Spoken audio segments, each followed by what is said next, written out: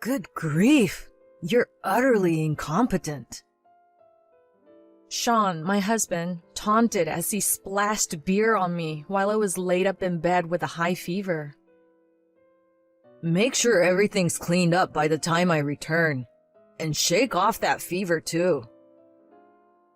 With that, he left me to attend his sister's wedding. Seizing this moment, I set in motion a plan I have been formulating for some time, leading to an unfortunate outcome for Sean. I'm Becky, a 30-year-old office worker. My husband Sean is 33 years old. We fell in love while working together and eventually tied the knot. Sean and I started off as co-workers. He was my superior and responsible for my training. This setup brought us close and sparked a relationship. After 3 years of dating, we got married. As my senior at work, he would foresee the challenges I might face, prepping tasks and organizing meticulous resources for me. He was a really reliable colleague. But he could also be overly possessive. Every time I was working late or felt overwhelmed and tried to seek help from other seniors or managers, he'd interject. Why didn't you come to me earlier? As your mentor, you should be reporting to me constantly. Showing some anger towards my approach. From my perspective, solving issues independently without his assistance would foster my growth.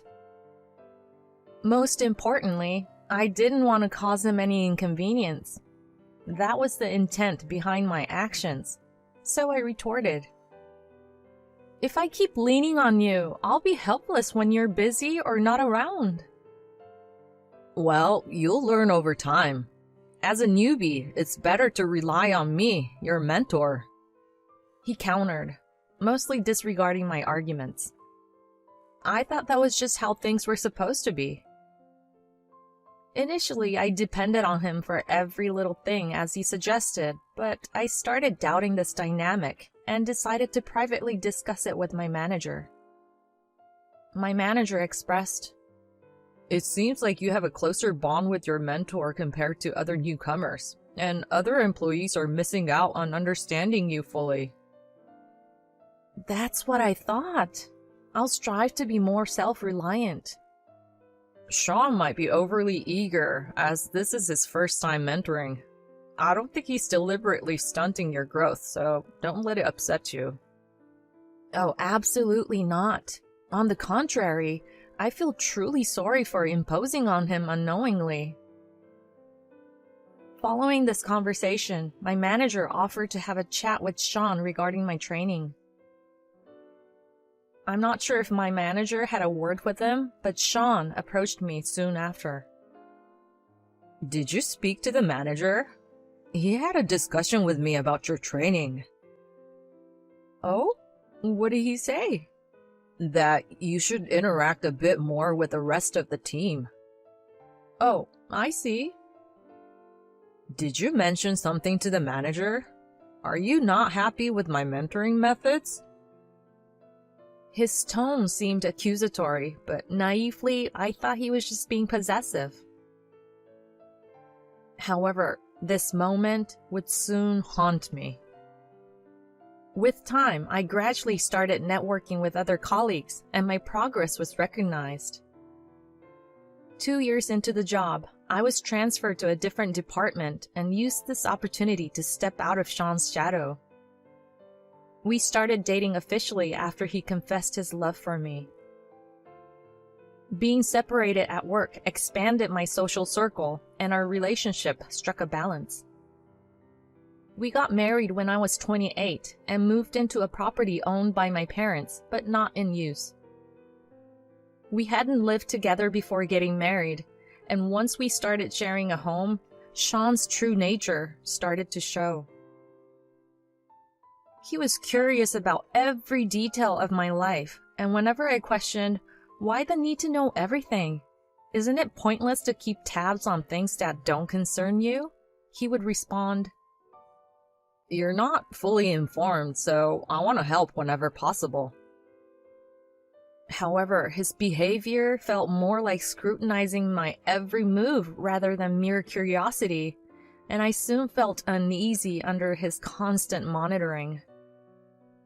His behavior gradually intensified, and despite both of us working for the same company, he would say things like, "Why is our home so messy? I know you're working, but can't you manage things a little better? Use your brain." Even when I retorted, "But you could help out a bit too," he wouldn't give in, responding, "I have a job with responsibilities. Just because we both work at the same company doesn't mean we have the same workload. If you were smarter, you could finish your work faster." There was no winning with him. Yes, he had been promoted, but I had my own juniors to mentor, and my work was busier than ever with other increasing responsibilities. I needed his help with household chores, but he seemed to hold the belief that housework is the wife's job, and he openly showed a disgusted face and attitude no matter how many times I asked for help. To avoid his attitude, I started to push myself to handle all the chores on my own. However, no matter how hard I worked to keep our home clean, he was never satisfied. Like a stereotypical nasty mother-in-law, he would run his finger along the edges of the room, saying, "Did you even clean? There's a pile of dust." Or point out tiny wrinkles on his shirts.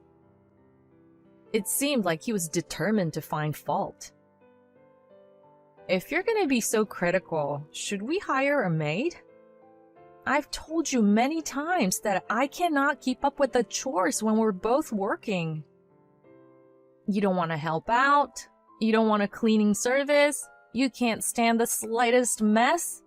Do you plan on making any compromises at all?" I exploded with the truth that had been piling up day by day and spoke back strongly. "Huh?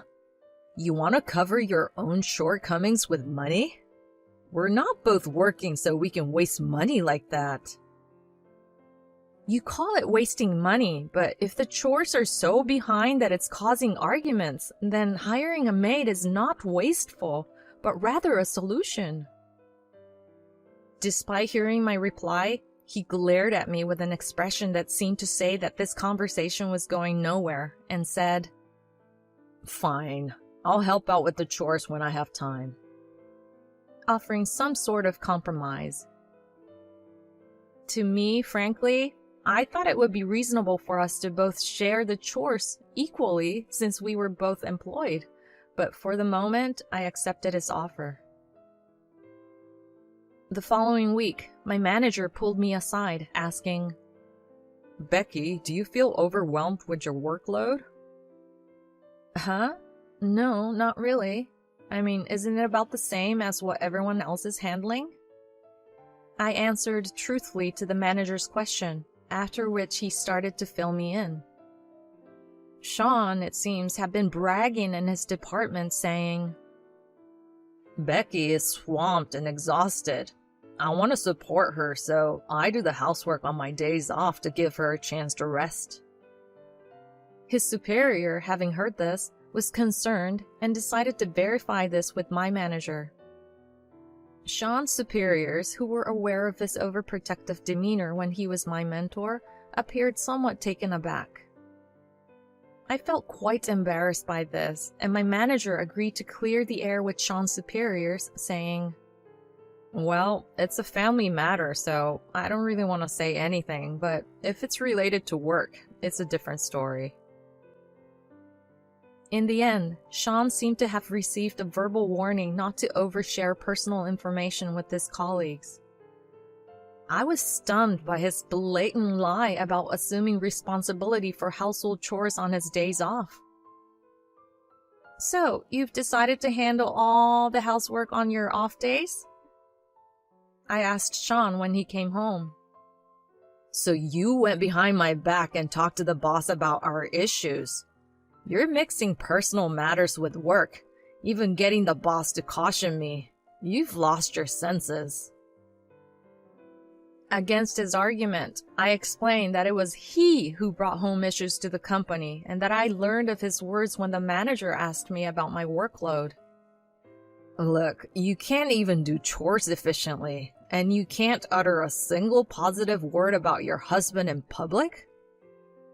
I brushed off his sarcasm and wrapped up the conversation by saying, "Let's cooperate in handling the household chores.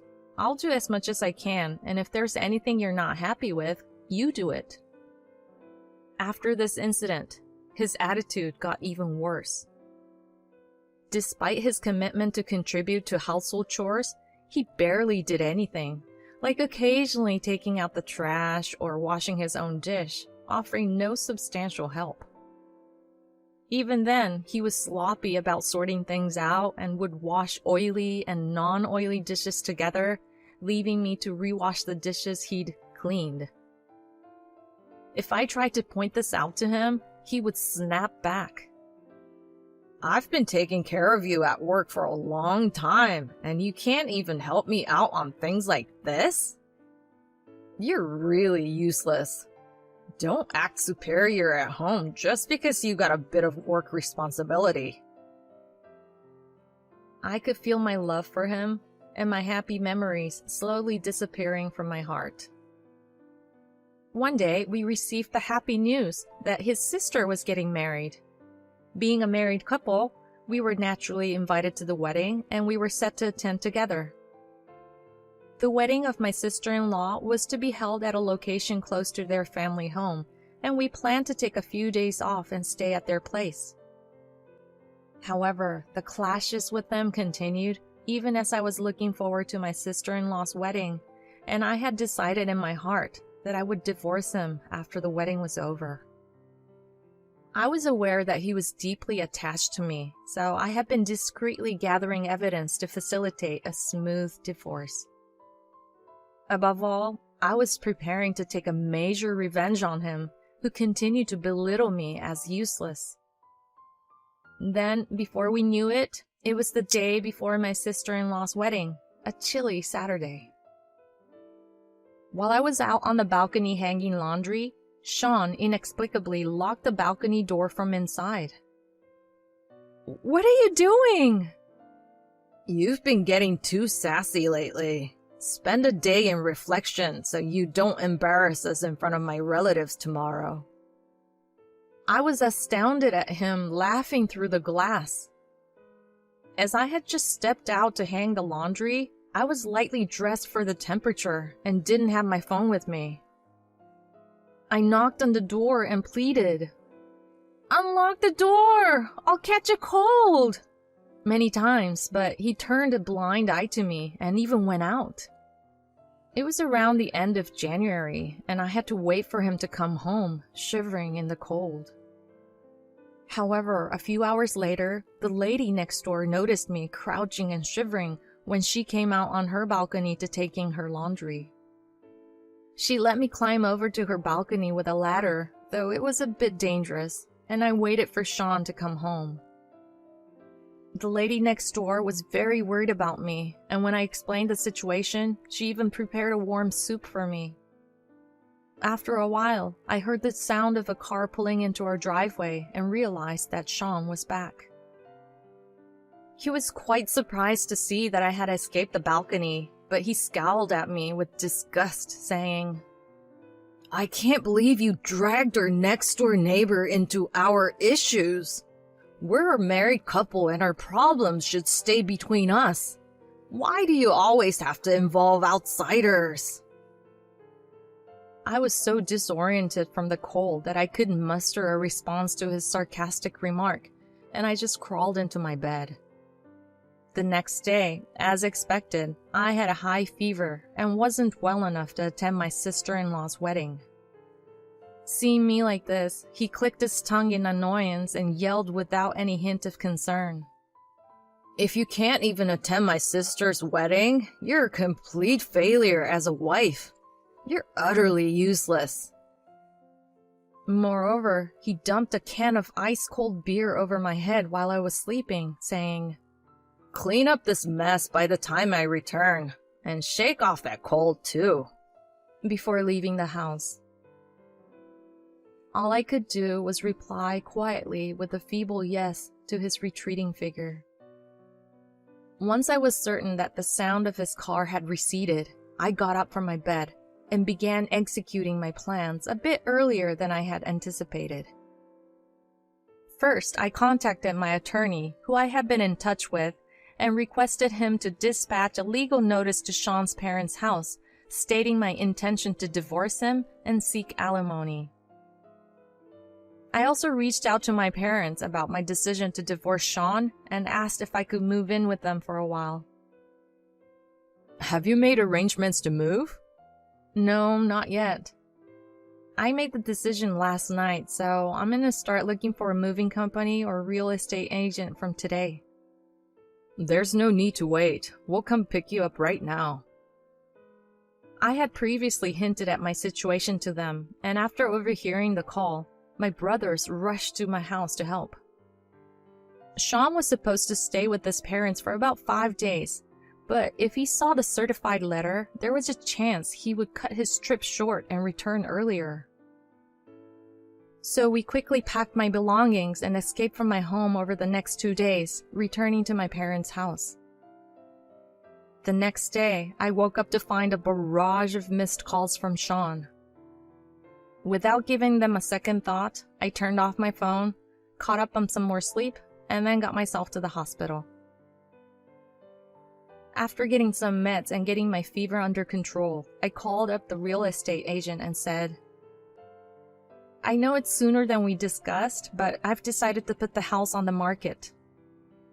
The house we had been living in was an older property my parents had given me as a wedding gift, telling me, "It's a pre-owned property, so once you have saved enough to build your own place, feel free to sell it and use the money towards your new home." When I decided to divorce Sean, I asked my parents if it was okay to sell the house, and they responded, "Yeah, sell that house you lived in with that man right away." So I was able to sell it without any hesitation. Sean, totally oblivious to all these developments, bombarded me with calls and emails once I turned my phone back on. His messages were filled with arrogant remarks like, "A divorce? Really? You who can't do a thing without my help talking about divorce and demanding alimony? Cool off and give it a thought till I return home." I simply replied, "Anyway, I'm selling the house, so you might want to start looking for a new place." And then printed out these messages to hand over to my lawyer. The lawyer then instructed him to handle all further communication related to the divorce through him. Sean's daily belittling comments, his inappropriate behavior at work, and the incident where I was left locked out on the balcony on the eve of his sister's wedding, from where I had to be rescued by a neighbor, all played a pivotal role in getting the divorce finalized and securing the alimony. Until the end, he kept telling his lawyer, "Becky can't live a normal life without me, and divorcing me would be nothing but a disadvantage for her. Please convince her somehow."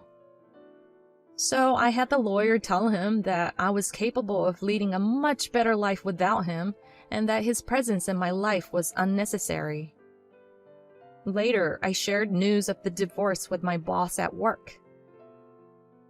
However, Sean chose not to disclose it to anyone, and instead made a surprise appearance to pick up Becky, followed me to my new home, and continuously sent me emails through the company's email system requesting reconciliation. His actions didn't go unnoticed by our colleagues, and the HR department noted his misuse of company email. As a result, the company judged that he was stalking his ex-wife, me. Moreover, it seemed that he had been telling people he had bought the house we lived in under his name, but when my colleagues heard about me selling the house and moving, they saw through his lies. He was soon ostracized at work and labeled a liar. The company decided to transfer him to a regional branch. The manager told me this: "We need you here in this department. There have been several complaints about Sean's arrogant behavior towards female colleagues, so this works out well." I had been considering quitting if his stalking continued, so I was truly grateful for the company's proactive stance. When I reported this to my lawyer, we decided to secure a restraining order against him. It was granted promptly, and I'm now living a peaceful life without his interference. It seems that from my early days at the company, he had intended to shape me into a woman who would comply with his wishes, always trying to meet my needs in a way that would make me reliant on him while discouraging dependence on others. After I left the department, he apparently tried to exert similar control over another new female employee. However, she proved to be assertive, and he quickly gave up, redirecting his obsession towards me. When I learned from my lawyer about his manipulative mindset, it was shocking. However, on the flip side, I felt a wave of relief knowing I was free from such a person. Now, my life isn't dictated by anyone. I can wholly dedicate myself to my work, and being single allows me to take shortcuts with house chores. It's a comfortable and laid-back life. At this point, the thought of another romantic relationship isn't appealing, but if I do ever meet someone, I want it to be a respectful partnership without overstepping personal boundaries.